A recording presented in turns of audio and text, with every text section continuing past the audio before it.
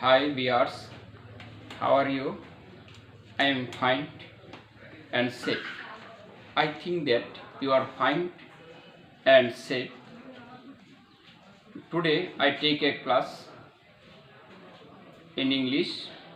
At first introduce with you. My name is Abdur Razzaq, assistant teacher, Polash Girls High School at Fulbaria, Mymensingh. I take a class the name of Take Question. Dear viewers, I think that you all know that take that class name of class 9 subject English second paper. You all know that what is take.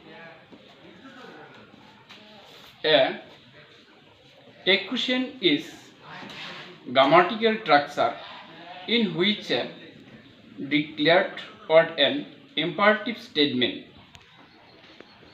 অর্থাৎ কথোপকথনের সময় বাক্য শেষে যে একটি সমর্থক চিহ্ন ব্যবহার করা হয় ওই take question.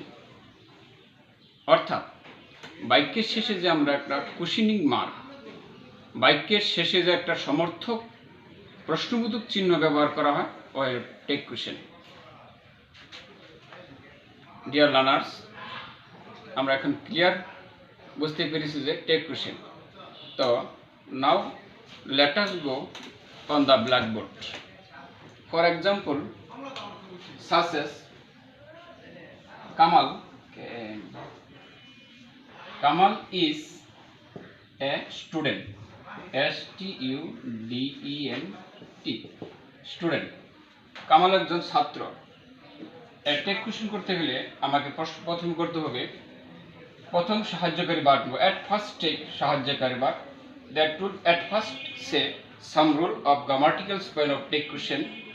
You remember that if the sentence is a auxiliary verb, we take at first auxiliary verb and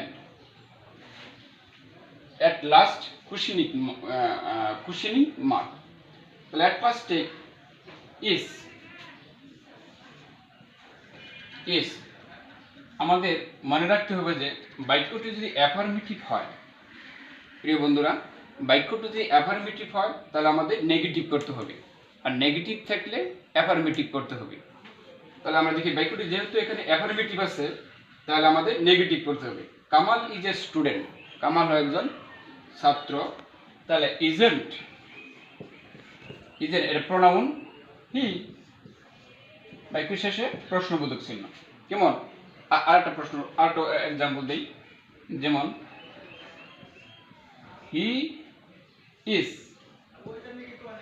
writing, RIT is writing a letter. He is writing a letter. তাহলে is not he, শেষ প্রশ্নবোধক চিহ্ন। এখন এই বাক্যটা যদি affirmative, দুটো affirmative, আমরা এখন একটা নেগেটিভ বাক্যের example Dev.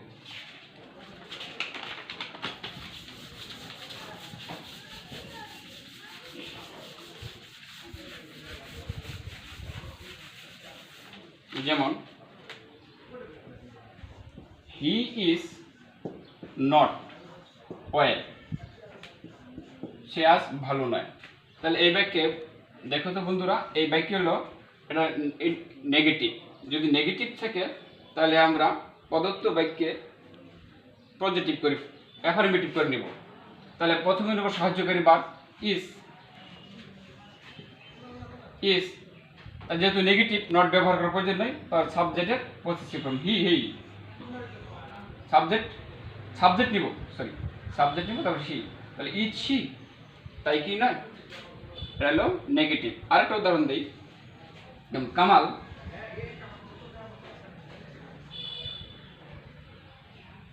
Does not go to school.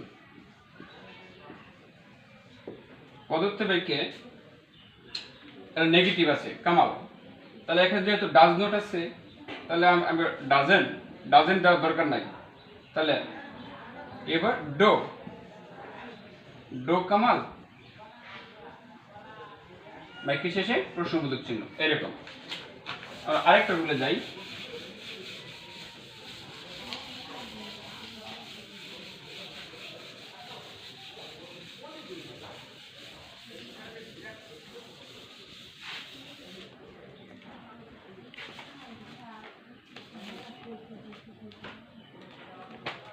আচ্ছা প্রাইমারি অক্সিলারি ভার্ব যদি do, does, did, am is, are, was, were, have, had ইত্যাদি থাকে তাহলে প্রথমে আমরা সাহায্যকারী ভার্ব নিয়ে আসবো, তারপর টেন্স ও পার্সন টেন্স অনুযায়ী ডো বা ডাস বসাবো, তারপরে ওই বাক্য শেষে কুশনিক মার্ক দেবো। আর যদি প্রদত্ত বাক্যে সাহায্যকারী ভার্ব না থাকে, যেমন একটা উদাহরণ আছে, প্রদত্ত বাক্য টেন্স অনুযায়ী ডো বা ডাস বা ডিড বসবে, বাক্য শেষে প্রশ্নবোধক চিহ্ন বসবে। যেমন আই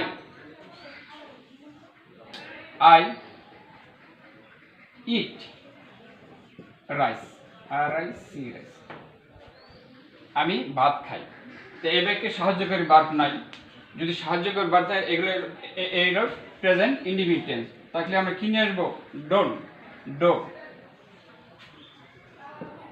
ডোন্ট আই বাক্যের শেষে প্রশ্নবোধক চিহ্ন এরকম।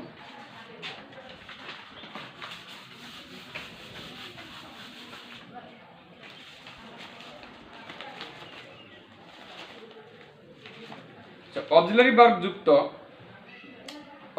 ভার্ব যুক্ত exclamatory sentence A isn't, aren't, wasn't, warrant ইত্যাদি থাকলে তাকে রুল দেখো।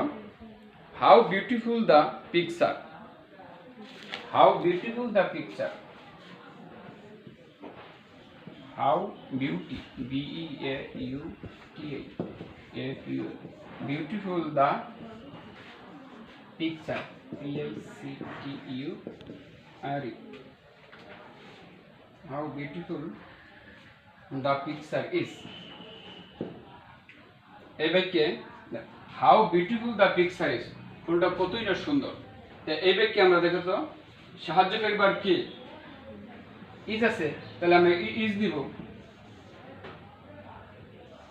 ইজ বাক্যটি যেহেতু অ্যাফার্মেটিভ তাহলে আমাকে নেগেটিভ করতে হবে, ইজেন্ট ইট বাক্য শেষে প্রশ্নবোধক চিহ্ন। মডেল অক্সিলারি ভার্ব যেমন many, dare, might, can, could তোমরা লিখতে পারো বোর্ডে। মডেল অক্সিলারি ভার্ব আছে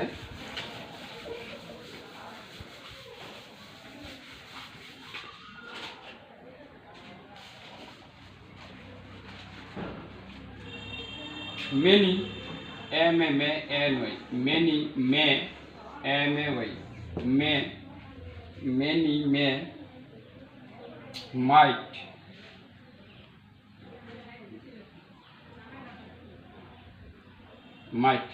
M-I-G-H-T, might, dear, D-E-A-R, dear, can, could, should, can, could, C-O-U-L-D, could, should, S-H-O-U-L-D, should, will,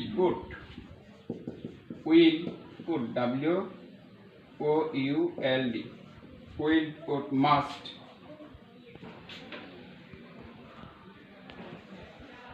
M-U-S-T, must ইত্যাদি এটা মডেল অক্সিলারি ভার্ব। এগুলো থাকলে বাক্যের মডেল এগুলো থাকলে এগুলোর সংক্ষিপ্ত রূপ ব্যবহার করতে হবে। যেমন I shall do that, এদিকে আসি। যেমন I shall S-H-A-L-L, I shall do that, এই বাক্যে দেখো সাহায্যকারী মডেল অক্সিলারি আছে সেল, তাহলে এই বাক্যটা হলো অ্যাফার্মেটিভ। আমরা পূর্বেই বলেছি, আমি প্রথমেই বলেছি পদ্ধতি বাক্যটি যদি অ্যাফার্মেটিভ হয় তাহলে নেগেটিভ করে নেব, নেগেটিভ হলে অ্যাফার্মেটিভ করে নেব। তাহলে এই বাক্যটা বলেছি অ্যাফার্মেটিভ, তাহলে আমি নেগেটিভ বলে shall should, S-H SHANT should subject I কেমন?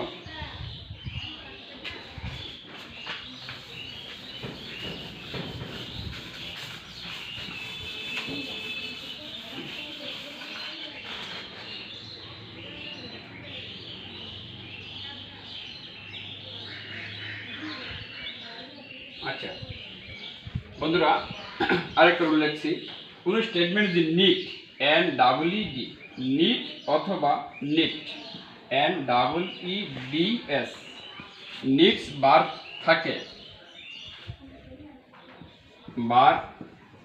থাকে তাহলে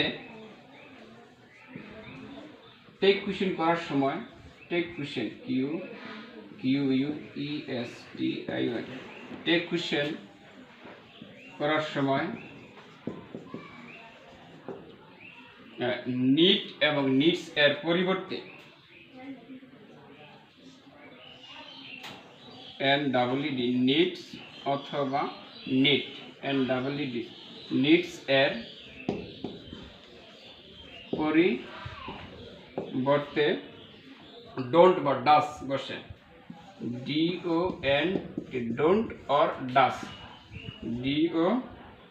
ডাজেন্ট ডাজেন্ট বসে। তাহলে আমরা রুলে শিখলাম প্রদত্ত কোনো বাক্যে যদি নিট অথবা নিটস ভার্ব হিসেবে থাকে তাহলে টেক কুয়েশন করার সময় নিটস বা নিটস এর পরিবর্তে ডোন্ট আর নিটস এর পরিবর্তে ডাজেন্ট বসে। যেমন আমরা উদাহরণ যাই, যেমন হি নিড এ পেপার।